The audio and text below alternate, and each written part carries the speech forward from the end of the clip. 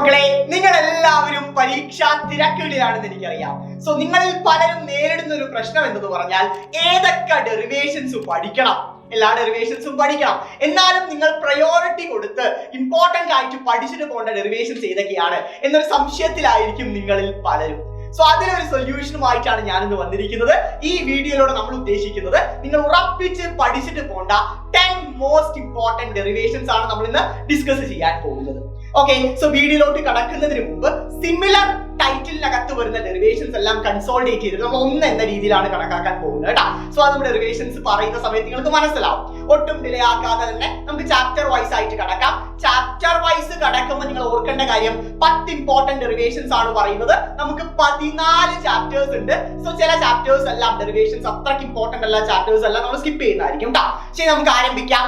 ഒന്നാമത്തെ chapter electric charges and fields. ആ ചാപ്റ്ററിൽ നിന്ന് ഉറപ്പിച്ച് നിങ്ങൾ പഠിച്ചിട്ട് പോകേണ്ട ഡെറിവേഷൻ ഏതെന്ന് ചോദിച്ചാൽ application of Gauss's law. Gauss's ലോന്റെ അപ്ലിക്കേഷൻ ഒറ്റ ടൈറ്റിലിനകത്ത് 3 സബ് ടോപ്പിക്കുകൾ വരും. നിങ്ങൾക്ക് അറിയുന്ന കാര്യമാണ്. നമ്മുടെ യൂണിഫോംലി ചാർജ്ഡ് വയർ, അതുപോലെ തന്നെ ഇൻഫൈനൈറ്റ് പ്ലെയിൻ ഷീറ്റ്, അതുപോലെ തന്നെ സ്പെറിക്കൽ ഷെല്ല്. ഈ 3 എണ്ണം പല പരീക്ഷകളിലും മാറി മാറിയാണ് ചോദിച്ചു വരുന്നത്. ഏതും നിങ്ങൾക്ക് പരീക്ഷയിൽ എക്സ്പെക്ട് ചെയ്യാം. ഇന്നതേ വരുള്ളൂ എന്ന് നമുക്ക് പറയാൻ പറ്റില്ല. സോ അപ്ലിക്കേഷൻ ഓഫ് ഗോസസ് ലോന് ഒരു ചോദ്യം ഉറപ്പിച്ച് നിങ്ങൾക്ക് പ്രതീക്ഷിക്കാവുന്നതാണ് കേട്ടോ മക്കളെ. അടുത്ത ചാപ്റ്ററിലോട്ട് കടക്കാം. ഇലക്ട്രോസ്റ്റാറ്റിക് പൊട്ടൻഷ്യൽ ആൻഡ് കപ്പാസിറ്റൻസ് എന്ന് പറയുന്ന രണ്ടാമത്തെ ചാപ്റ്റർ. അതിനകത്ത് നിങ്ങൾ ഉറപ്പിച്ച് പഠിച്ചിട്ട് പോകുന്ന ഡെറിവേഷൻ എന്ന് പറഞ്ഞാൽ എനർജി ഓഫ് ദ കപ്പാസിറ്റർ. ഒരു കപ്പാസിറ്ററിന്റെ എനർജിയുടെ ഡെറിവേഷൻ. ആ ചാപ്റ്ററിനകത്ത് നിരവധി ഡെറിവേഷൻസ് ഉണ്ട്. സോ അതിൽ ഏറ്റവും പ്രയോറിറ്റി കൊടുത്ത് നിങ്ങൾ ഉറപ്പിച്ച് പഠിച്ചിട്ട് പോകേണ്ടത് എനർജി ഓഫ് ദ കപ്പാസിറ്റർ ആണ് കേട്ടോ മക്കളെ. Third chapter current electricity.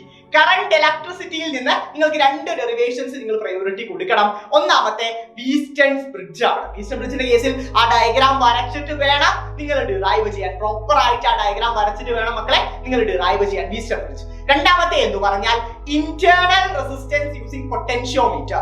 Potentiometer ഉപയോഗിച്ച് ഇന്റേണൽ റെസിസ്റ്റൻസ് കാൽക്കുലേറ്റ് ചെയ്യുന്ന ആ ഒരു ഡെറിവേഷൻ ഉറപ്പായും നിങ്ങൾ പഠിച്ചിട്ട് പോകണം. സോ കറന്റ് ഇലക്ട്രിസിറ്റിയിൽ നിന്ന് 2 മേജർ ഇമ്പോർട്ടന്റ് ഡെറിവേഷൻസ് നമ്മൾ പറഞ്ഞു കഴിഞ്ഞു കേട്ടോ. അടുത്തത് next chapter moving charges and magnetism. ആ ചാപ്റ്ററിനകത്ത് ബയോട്ട്-സാവേർട്ട്സ് ലോന്റെ അപ്ലിക്കേഷൻ ഉണ്ടല്ലോ മക്കളെ. ഒരു സർക്കുലർ ലൂപ്പിന്റെ ആക്സിസിലുള്ള മാഗ്നറ്റിക് ഫീൽഡിന്റെ ഡെറിവേഷൻ. സോ അത് വലിയൊരു ഡെറിവേഷൻ ആണ്. പഠിച്ചിട്ട് പോവാ. 4 മാർക്കിന് മിക്കവാറും എല്ലാ പരീക്ഷകളിലും അത് കണ്ടുവരാറുണ്ട്.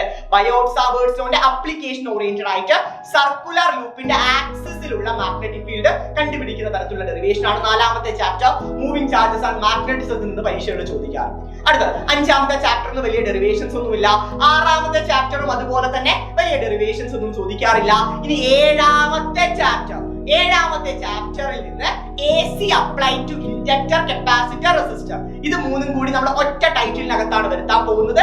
AC apply to inductor, capacitor, resistor. ഈ 3 ഡെറിവേഷൻസ് ഉറപ്പായും നിങ്ങൾ പഠിച്ചിട്ട് പോകണം. ക്ലിയർ? ഇത് ഒറ്റ ടൈറ്റിലിനകത്താണ് ഈ 3 സബ് ഡെറിവേഷൻസും വരുന്നത് കേട്ടോ മക്കളെ.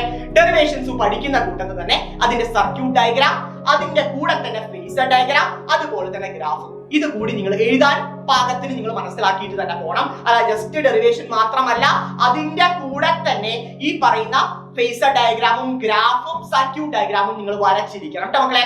സോ AC-ക്കകത്ത് വരാൻ സാധ്യതയുള്ള അടുത്തൊരു ഡെറിവേഷൻ ആണ് LCR സർക്യൂട്ടിന്റെ ഇംപിഡൻസ് എന്ന് പറയുന്നത്.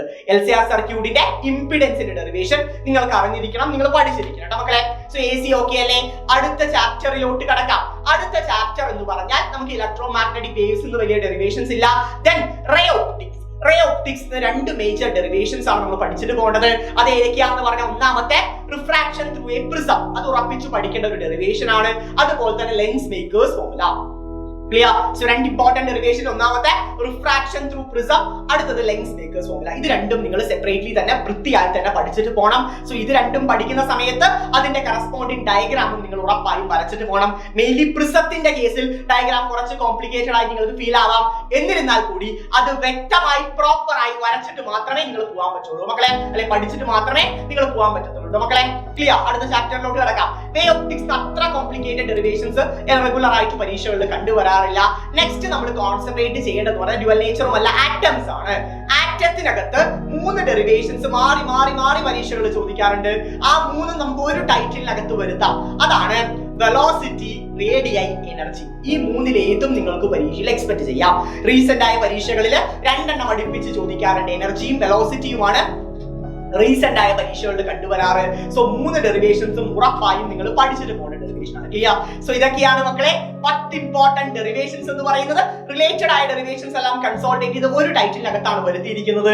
സോ ഈ 10 ഇമ്പോർട്ടന്റ് ഡെറിവേഷൻസ് ഉറപ്പിച്ച് നിങ്ങൾ പരീക്ഷയിൽ പഠിച്ചിട്ട് പോകേണ്ടവയാണ്. സോ ഇതിൽ എനിക്ക് എടുത്തു പറയാനുള്ള കാര്യം, ഇത് മാത്രം പഠിച്ച് പരീക്ഷയ്ക്ക് പോകാൻ ഞാൻ പറയുന്നില്ല. ഉറപ്പായും ഇത് പഠിച്ചിട്ടേ പോവാവൂ എന്നാണ് പറയുന്നത്. സോ ബേസിക്കലി നിങ്ങൾ ഇത് പഠിച്ചതിന് ശേഷം ബാക്കിയുള്ള ഡെറിവേഷൻസ് പഠിക്കുക. കാരണം കഴിഞ്ഞ പാസ്റ്റ് 5 ഇയേഴ്സ് ക്വസ്റ്റ്യൻ പേപ്പേഴ്സ് എടുക്കുമ്പോൾ ഈ ഡെറിവേഷൻസ് ആണ് ഏറ്റവും കൂടുതലായിട്ട് പരീക്ഷകളിൽ കണ്ടുവരുന്നത്.